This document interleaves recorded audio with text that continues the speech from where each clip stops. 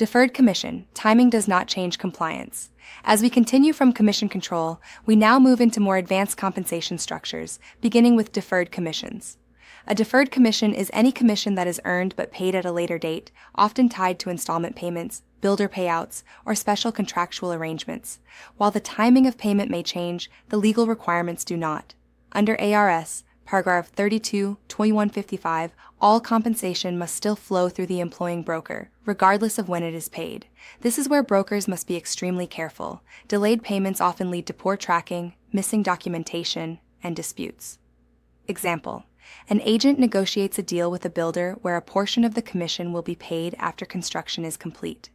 Months later, the payment is issued, but the brokerage has no record of the agreement. This creates confusion and potential disputes over entitlement. Best practice in 2026 is to document deferred commissions clearly in writing within the transaction file and maintain tracking systems to ensure payment is properly received and distributed when due. Commissions shared between or among sales associates. Internal transparency matters. Commission sharing between agents, whether within the same brokerage or across teams, is common, especially in collaborative transactions. However, these arrangements must be clearly documented and approved by the broker. Under AAC R428-1103, brokers are responsible for supervising all compensation agreements, including internal splits. Without proper documentation, these agreements can quickly turn into disputes. Example: two agents agree to split a commission on a transaction, but the agreement is verbal. At closing, both agents claim different percentages. Without written documentation, the broker is left to resolve the dispute without clear evidence. In 2026, best practices include requiring all commission splits to be submitted in writing and approved prior to closing, often through transaction management systems like SkySlope.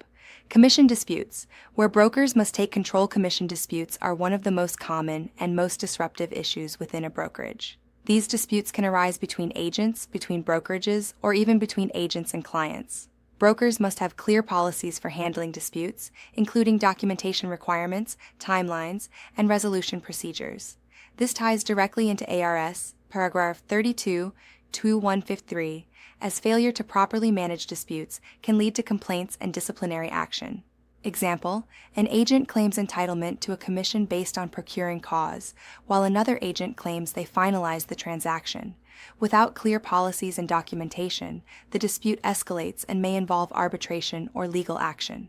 Arizona realtors often provide arbitration processes for commission disputes, but the broker's internal policies should aim to resolve issues before they reach that level. The key is prevention, clear agreements, documented expectations, and consistent enforcement. Commission rates schedule, avoiding misinterpretation and antitrust risk. Many brokerages establish commission rate schedules or guidelines for internal use. However, this area must be handled carefully to avoid antitrust concerns. Commissions in real estate are always negotiable. Any policy that appears to standardize or fix commission rates can create legal risk under antitrust laws. Example: a brokerage publishes a standard commission rate that agents are expected to follow. If interpreted as mandatory, this could raise concerns about price fixing or limiting competition. In 2026, best practices include clearly stating in policies that all commission rates are negotiable and that any suggested guidelines are not mandatory. This section directly connects back to our RESPA and antitrust discussion. Compensation must remain independent and market-driven. Compensation schedule. Clarity creates consistency.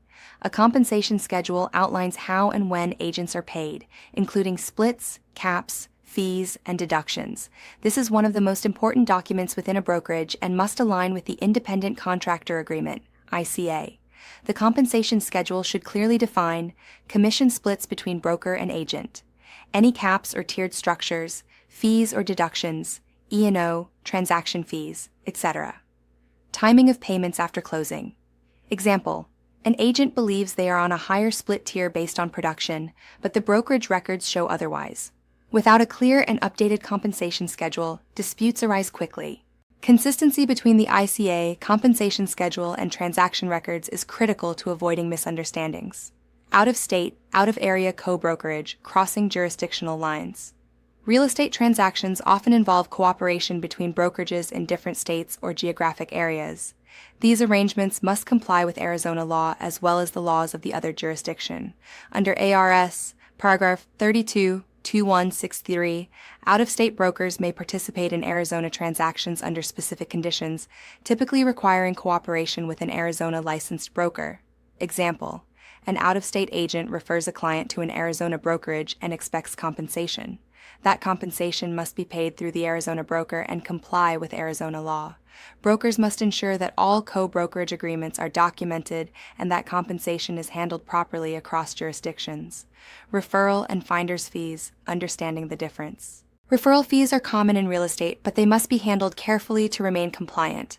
A referral fee is compensation paid to a licensed individual or brokerage for referring a client. Finder's fees, on the other hand, may involve unlicensed individuals, which creates additional restrictions.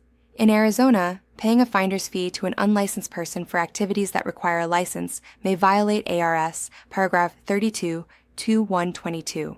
Example: a past client refers a new buyer and expects a referral fee. If that person is not licensed, the broker must ensure that any compensation does not violate licensing laws.